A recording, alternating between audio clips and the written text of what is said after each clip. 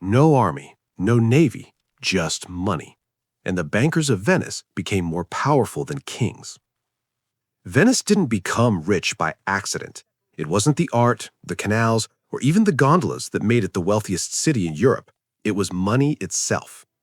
By the late Middle Ages, Venice controlled trade between East and West. Spices, silk, gold, everything that mattered flowed through its ports. But controlling trade alone doesn't make a city a financial empire. The true secret was that Venice turned money into power, and power into banking. At first, it was simple. Merchants needed a way to finance voyages. Ships didn't sail themselves. Cargoes didn't pay for themselves. The journey from Constantinople or Alexandria to Venice took months, sometimes years, and required enormous upfront investment. Failure meant bankruptcy. Success meant unimaginable profit. The risk was enormous, and the need for credit was desperate. Venetian financiers saw an opportunity.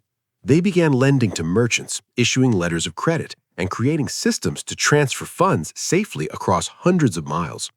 Paper replaced gold, promises replaced coins, and suddenly Venice wasn't just a hub for goods, it was a hub for trust. But Venice didn't stop there. The city realized that controlling trade finance meant controlling power. They developed the Monte Vecchio, one of the first government-backed debt systems, allowing citizens to invest in the state. The government borrowed money from its own people, promising repayment with interest. Suddenly, loans weren't just private agreements, they were public tools. The Venetian Republic had found a way to fund wars, fleets, and trade expansion without relying on kings or foreign creditors. Merchants needed more than money, they needed security. Venice invented systems that guaranteed repayment. Bills of exchange could be used to cross borders. Deposits in Venetian banks became a safer alternative to hoarding coins in one's house.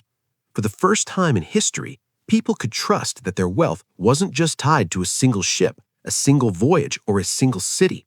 Wealth became portable, liquid, and safe.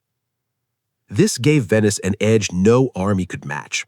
Its bankers could finance wars, ships, and cities in ways that kings and princes could not. Trade routes expanded under Venetian credit. Debt instruments allowed money to move faster than ships, and the more money moved, the more power Venice accumulated. Other cities tried to imitate them, but none had Venice's combination of maritime reach, political stability, and financial innovation. Genoa had trade, Florence had banking, but Venice had both, tied together by an unbroken chain of credit that reached across continents. By the 15th century, Venice had effectively created a global financial system before globalization existed. Its banks became centers of intelligence as much as finance. Merchants, diplomats, and financiers met in the same halls, sharing information, calculating risks, and anticipating markets. Decisions about trade, war, and diplomacy were made with ledgers and interest rates as much as swords and cannons. And Venice's power wasn't just economic, it was political. Through credit, the city controlled princes, kings, and merchants.